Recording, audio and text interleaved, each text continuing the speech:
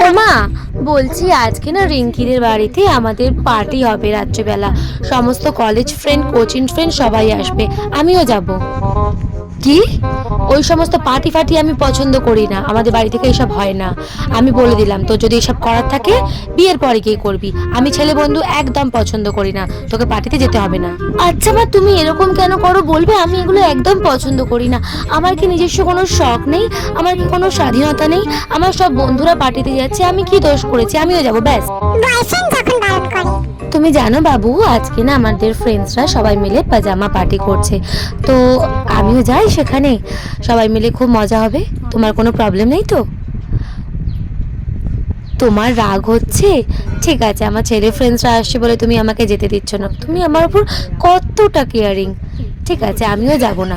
আমি তোমাকে ছেড়ে অন্য কোথাও কখনো যাব না। আমি তোমাকে খুব খুব খুব ভালোবাসি।